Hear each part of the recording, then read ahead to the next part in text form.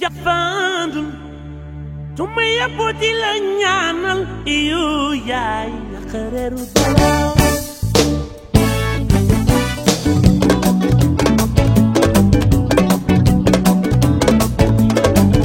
piki no bin yaay ramatu de kina wando dong warulu tontu ulen faale dañu lay tàttil dawal gaaw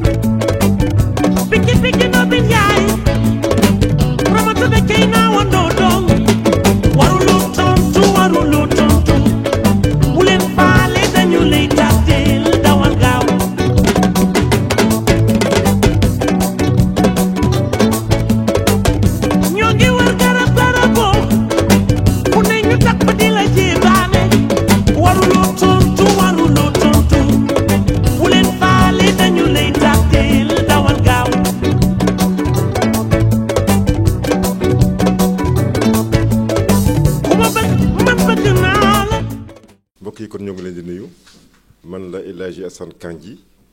man nag maa ngi juddoo fii je suis né ici à Bambilor sama papa moo doon El Hadji Modou Kandji mooy premier imam bi nga xam ni moom la Seydi Aboubacar borom bonekaare bu rafet ba yal na yàlla doon leeram tas na ci barke moom la njëkk a teg ci jumaa ji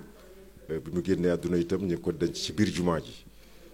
kon fii laa def sama école primaire ci école bii nga xam ni xanaa sax noonu bu ñu waxee ñoom dañ ñu dégg tellement c'est à proximité foofu laa defee sama cycle primaire dem lycée Abdoulaye Sadji en 69 fa laa defee sama cycle secondaire jusqu'au boobu BPC moo am brevet du premier cycle bi ma ko amee nag laa dem France à 17 ans laa dem France donc sama cycle secondaire foofu laa ko yeggalee foofu laa amee sama baccalauréat booba série A la ñuy wax booba série L amagul ci tënk daal loolu mooy El Hadji Assane Kandji bi nga xamante ni bi nag dem naa France yeggale sama cycle secondaire après mon baccalauréat ma dugg ci école bu ñu woowee IPSA Institut permanent supérieur d'animation et de journalisme foofu laa amee sama diplôme après nag laa dugg RFI ci benn émission bu fi nekkoon bu amoon solo booba sax RFI nekkagul sur la FM booba onde courte moo fi amoon nga xam ni sax wax ji da daan dem ak dikk booba technologie ak seegul fii émission boobu ma duggoon nag ci RFI mi ngi tuddoon le monde à la carte ndeysaan ku ñu doon woy Jean-Jacques Robert moo doon le producteur émission bu amoon solo ci Afrique parce que boobu ordinateur melul ni tey boobu moteur de recherche bu amee it bariwul solos émission boobu moo doon à travers le monde entier képp koo xam ni am nga lu la lënt ci lu mu mën a doon rek n'importe quelle question da ngay bind le monde à la carte 116 avenue du président Kennedy dans le 16e arrondissement boobu foofu lañu nekk RFI su ko defee su questionnaire bi ñëwee Jean-Jacques Robert moo doon producteur bi mooy xool nag les journalistes yi mu am sous la main alors ku ci nekk nag selon sa cursus évidemment ak sa culture ak sa xam-xam ci lay defee nag le dispatching jox ku ci nekk li nga xam ni moo di reportage bi nga war a def maa ngi fàttaliku sama premier reportage RFI dafa am benn béninois je crois si ma mémoire est bonne dafa bind laaj dans la philosophie grecque on disait que Dieu est un moteur mais moteur immobile alors expliquez-nous pourquoi yéen le monde à la carte tout un programme je me rappelle ndeysaan keroog Jean-Jacques Robert bi ma koy jox dani maa ngi lay jox le reportage boo xam ne mooy sa baptême de feu soo réussir reportage bi rek ma xam ne di nga mën a def carrière en journalisme bon alors yàlla baaxee ma itam lépp ci kàttanu yàlla ak yërmandeem ak xereñam moom yàlla parce que rek bu ñu fàtte ne yàlla ay turam bari na yàlla am na baat boo xam ni boo ko ci woowee ci wàllu xereñ dëkkal ko ci yow walla ku leexal yàlla day ñëw. alors ma ni bon diine kat ginnaaw diine lañ ma laaj te man ci diine laa juddoo wax dëgg yàlla donc dinaa dem laaj pourquoi Dieu est un moteur mais moteur immobile dinaa ko laaj waa jàngu bi muy église ci laa demee église Notre-Dame de Paris muy xam naa bu nekkul église bi mag ci àdduna wala bi ci ëpp solo ci wàllu jàngu am na ki solo mooy Notre-Dame de Paris bu yàggul sax église la boo xam ne dafa lakk alors bi ma demee ma gis le curé de la paroisse ni ko daal dans la philosophie grecque dañu wax ni yàlla moteur la mais moteur la boo xam ne dafa immobile mu ngi ni dënn ni takk ni meng ni mes moom yàlla mu bëggoon nga wax ma nag lan nga xalaat ci loolu alors mu wax ma tout un laïus booba ndeysaan li ngeen di wooyee dictaphone amul woon booba Nagra moo am mooy magnétophone yi nga xam ni bande lañ koy enregistré alors bi ma defee reportage bi ak moom ki nga xam ne moo yor paroisse su Notre-Dame de Paris man ne doyul de danaa dem ci diine Seydina Muhammad sallallahu alayhi wa sallam laaj leen ñoom la ñu xam ci question bi pourquoi Dieu est moteur mais moteur immobile ci noonu laa demee grande mosquée de Paris booba imam ba d'ailleurs imam ba fa nekkoon moo fa nekk ba léegi nii parce que ñi ngi jokkoo léeg-léeg mu bind ko lettre léeg-léeg mu tontu ma parce que nag il m'a porté chance man laaj ko itam ci diine Seydina Muhammad sallallahu alayhi wa sallam di islam lan la yàlla wax ci laaj boobu mu wuyu ma xam nga am na diine yonent yàlla Iisaa église Notre-Dame am na diine Seydina Muhammad sallallahu alayhi wa sallam pour mu yegge ma lu diine yi Rasulullah sallallahu alayhi wa sallam wax ci laaj boobu ma ni déet am na nag diine itam juif di yahudi yi ci laa demee synagogue de Paris à la grande synagogue de Paris ma gisee ak Kafanak moom itam mu wax ma diine yonent yàlla Moussa lan la xam ci loolu ma ne nag ginnaaw wër na les religions révélées mais am na ñoo xam ne gëmuñu dara ñooñu itam am na ci part de responsabilité war nañu wax ci laa demee à la Sorbonne Sénégal nag boo nee Sorbonne xel yëpp dañu ci le président Senghor parce que fa la génne fa la jànge te ba mu fa amee liggéey sa moom Senghor delluwaat na di fa jàngale ma gis un titulaire de chaire fàtte naa ko parce que boobu ak léegi pratiquement xam naa bu matul 40 ans it jege na ko bi ma ko gisee ci luy reposer la question mu tontu ma ci ñoom ñi nga xam ne ce sont les athées nga xam ne gëmuñu yàlla ñoom gëmuñu dara daal ci xeetu wasila amuñu wasila dañuy dund rek chacun est libre de sa conviction religieuse bi ma jëlee nag 4 éléments yooyu muy diine yonent yàlla Iisaa diine Seydina Muhammad sallallahu diine yawut yi ak ki nga xam ne amul diine ma def ko mixage parce que nag li doon problème ci émission boobule moo di réponse bi warul dépasser 3 minutes xam nga RFI ñoom ils sont vraiment à cheval sur le timing bu la nee reportage bi 3 minutes pile lay def waruloo def 3 minutes 1 seconde parce que soo defee 3 minutes 1 seconde ordinateur bi moo lay dagg donc doo mën a def sa synthèse sa chute et cetera donc il fallait vraiment être à cheval sur le timing bi ma defee reportage bi nag def mixage bi alors def chrono ko parce que booba itam li nga xam ne moo di Nagra bi ngi daan utiliser dana am benn chrono muy 3 minutes pile ma def montage bi et tout def sama chapeau indil ko nag le producteur Jean-Jacques Robert ci lañ ma jëlee embauché ma RFI ensuite j'ai fait pas mal de reportages là-bas bi ma jógee nekkee France aussi yàlla te ni ma ni bon comme que xam-xam laa sàkku si woon pour yokk sama réew ci wàllu journalisme xaaral ma ñibbi bi ma ñëwee nag malheureusement pour man benn radio télévision laa fekk mooy RTS booba libéralisé gu ñu ondes yi au niveau du Sénégal RTS ku ne xam na ni c'est un média d'État te j'avais pas de papa politicien j'avais pas de maman politicien donc pour que RTS tigil may bu tam malgré sama qualification ça a été un problème donc j'ai tourné autour du pot pendant je crois 5 bonnes années ensuite nag laa dugg Oxygène maa ngi dugg Oxygène en 99 ci ñi tëggi Oxygène laa bokk je me rappelle man Pam Ngagne Ndiaye bi nekk tey TFM y avait Sophie Awa Dekon bi nekkoon Walfadjri Mamadou Ndiaye Dos yàlla ko yàlla xaree àjjana parce que décédé na temps yi ak pas mal de ñoo xam ne tey ay tête d'affiche lañu dans la presse sénégalaise ma nekk Oxygène j'ai fait là-bas pas mal d'années fàtte naa ko sax ci laa nag duggee ensuite bàyyi Oxygène dem ci Mame Less Camara qu'on ne présente plus au niveau de Envie FM. Envie FM rajo la woon boo xam ni bi mu ñëwee rajo yi fi nekkoon yëpp la détrôné parce que li doon politique gu Mame Less muy les meilleurs la crème des journalistes ñoom la daan jël. Il y avait, pour ne citer que quelques têtes, hein, il y avait Reine Marie Faye en ce moment mi ngi RSI Radio Sénégal International moom laa fa fekk ak kan Cheikhou bi nekkoon Sud FM un très grand animateur qu'on ne présente plus bari na la liste n'est pas exhaustive ci laa nekk ak Mame Less nekk fa xam nga ñun comme nous sommes comme les footballeurs au plus offrant Mame Less nekk nit ku baax malgré xam-xam bi ma amoon dama ñëw xamal ko ne ko xawma dara jàngal na ma lu bari maa ngi koy nuyu au passage bi ma jógee ci Mame Less ma dem Sen Info d'ailleurs Sen Info pour la petite anecdote président Macky Sall li te nekk président moom moo ko moomoon booba premier ministre la moom. d'ailleurs sax pour la petite anecdote sama taw bi ma am Ndakaaru ci sama soxna soosu président Macky Sall mii moo ko ngénte maa ngi fàttaliku bi ma demee di ko yëgal xew bi. benn question rek la ma laaj da ngay ngénte wala da ngay tudd man ko may monsieur le premier ministre tudd ak yooyu yëpp yoolu ay caaxaan la ay kasaaw ay biddaal rek dama bëgg ngénte sama doom parce que loolu moo fi am mooy xewit Sénégal mu jox ma xaalis bu bari maa ngi ko ci gërëm di ko sant du ma ko fàtte mukk bi ma jógee Oxygène dem donc Envie dem Sen Info laa jógee nag retourné ici à Bambilor Thierno Amadou Ba le xalifa de Bambilor moom télévision bi di BTV ni ma la nga doon wuti faneen mi ngi fi kon dama bëgg tijji rajo nga ñëw yoral ma ko nekk ci kilifa yi nga xam ne ñooy tette rajo bi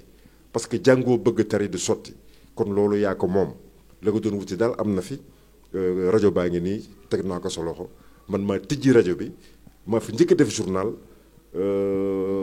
wax dëgg yàlla itam am naa fi cër bu ne am naa fi teraanga bu ne interviewé naa fi invité naa fi ay ministre pour ne citer que Djibo Ka boobu mooy ministre d'État ci jamono Abdoulaye Wade ak ñeneen noonu daal mooy li nga xam ne mooy sama cursus peut-être ci li nga xam ni mooy ci média yi média nag nekk itam loo xam ni ñun bañ koy jàng ak li nga xam ne moom la xale yi def léegi bokkul parce que média yow lantinoor nag mooy répercuter li nga xam ni moo di xabaar nag nañ na ko jàngale woon nun xale yi nga xam ni ñoo nekk tey ci jal bi dañ ko jalgati parce que dañu amoon ñu déontologie dañu ni l'information est sacrée mais le commentaire est libre commentaire boobu nag la xale yi jël jiital ko dañuy commenter ba pare su ko indi information bi donc su ko defee dafay lënt ci nga xam ni moo di auditeur bi nga xam ne mooy déglu moo tax woykat ba woy ni bul gëm lépp lu ñu la wax bul gëmit lépp lu ñu la woon manoon na nga gëm lépp lu ñu la wax ak lépp lu ñu la woon ba jamono yi baax waaye léegi dafa am ñoo xam ne dañu wàll si ci métier mi uniquement à des fins pécuniaires mbirum xaalis moo leen ci soxal da ngay gis sax site boo xam ni dafay tijji li ko soxal rek moo di xaalis nit ñëw ni ko dama bëgg nga yekkal ma lu bon waxal ma lu bon diw ndax rek am nañu problème su ko defee nag comme amoo déontologie nga jël xaalis boobu def sa site musiba moo xam ni ndax nag fa yow a yegg du mën yeggu fa yàq deru bandi aadama mu koy dunde di ko dunde ba dee loolu topp njabootam loolu ñaaw na moo tax décision bi nga xam ne président Macky Sall jël na ko bu yàggul pour la refonte même du code de la presse man ànd naa ci parce que dafa wax ni bala nga wuyoo turu journaliste da ngay def école de journalisme mais ñëpp itam mën nañu def école de journalisme parce que man j'ai connu ay taskati xabaar yoo xam ni mosuñu def école de journalisme mais ils font partie de la crème même des journalistes parce que loolu don la waaw Jean-René Bizet sax dinaa ko ci lim benn docteur en psychologie je crois si ma mémoire est bonne waxoon na ni quand le seuil d'aptitude atteint un degré rarement rencontré virgule par conséquent extrêmement élevé virgule il y a don mais par contre quand ce seuil d'aptitude atteint un degré souvent rencontré par conséquent extrêmement bas eh bien mesdames et messieurs il y a inaptitude boobu nag la ñuy jéem a fay moom le président Macky Sall la bëgg a fay parce que nag Sénégal damay faral di wax ni ñun référence lañu parce que tubaab bi mu ñëwee en Afrique fii nga xam ne moo di Ndakaaru moo doon buntu Afrique ba nëgëri nag mi ngi dem loolu mi ngi continuer donc nag ku yàlla defal lu mu defalul ñu bari da nga war a mel loo xam ni ñu bari melul ni donc ci tënk voilà mon cursus peut-être su ma ci fàttee dara soo ko fàttalikoo itam mën nga ma ko laaj mais ci tënk daal samay jaar-jaar ci wàllu presse lii la donc may gërëmaale nag Thierno Amadou Ba parce que nag bu lekkee alom ni ko gërëme coy vraiment bi ma dalalee itam ci Bambilor FM de tout temps j'ai été le rédacteur chef jox na ma gëdd bi war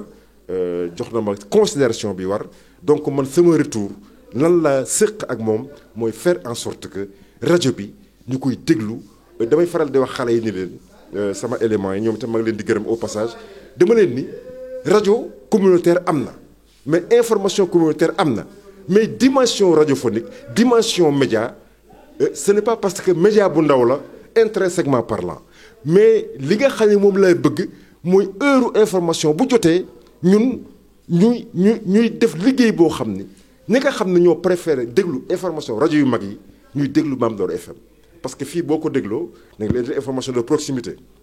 di xew ci commune bi ak li ko wër daañu la indil l'information nationale daañu la indil l'information internationale te RFI bi nga xam ne mooy suñu référence su xefee sax on le double sur le poteau parce que xam nañu ay pexe yoo xam ne ñoom fa ñuy jëlee xabaar ñu fa la ñuy dugg di jëlee xabaar donc on n'a rien à rougir de la part de RFI beneen rajo bu mag bu fi ne à heure égale ngeen déglu seen journal déglu suñu bos dootoo déglu ñooñu ndax ñoom li ñuy wax li ñuy wax seen journal ñun dañ koy wax te ñun li ñuy wax ñoom duñ ko wax. message bi may envoyé sama collègue yi ñi nga xam ne ñooy xale yi su ko dugg ci métier mi mooy nañu set nañu respecter la déontologie ndax soo xasee bind loo xam ne du dëgg wala loo xam ne leeru la wala wóoru la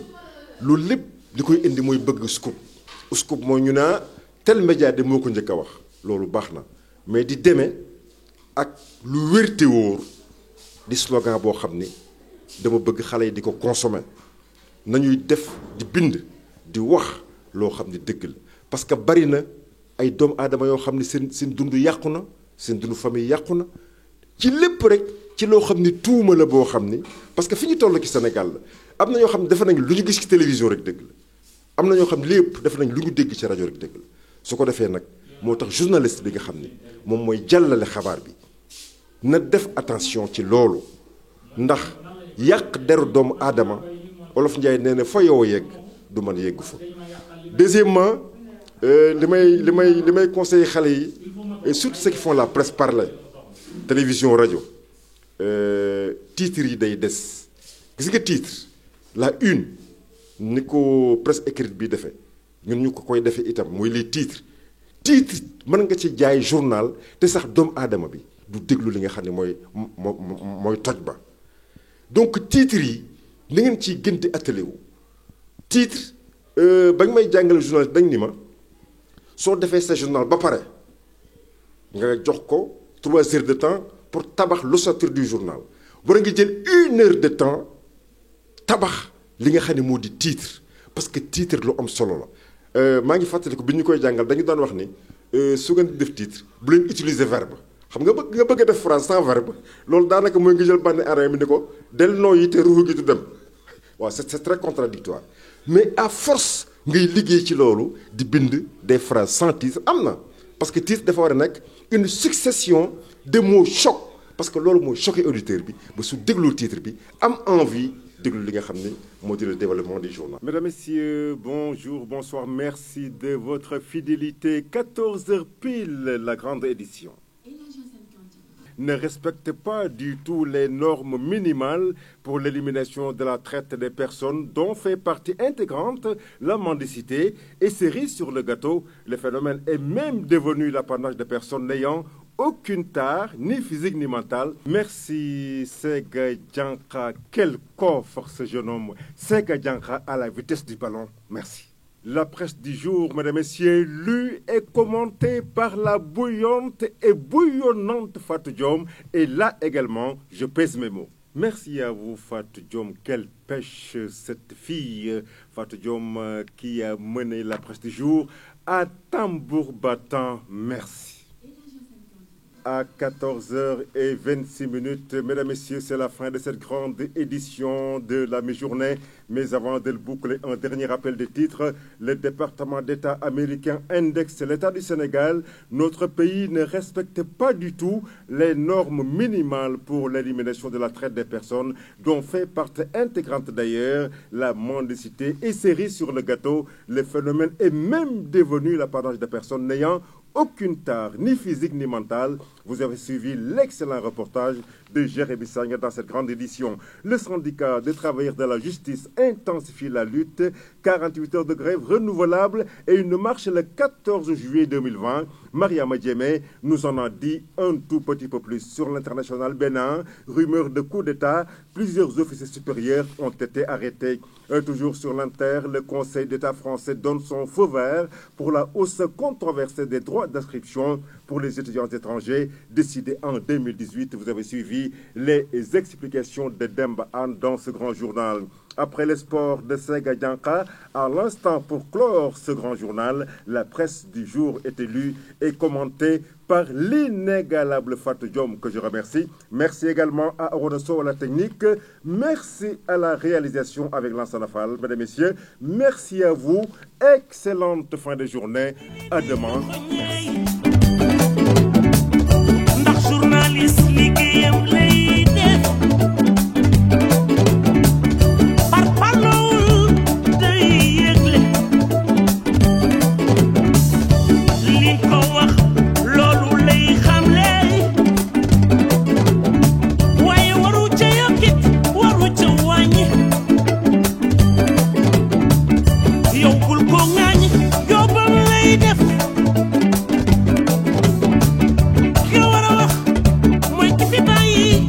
Justice.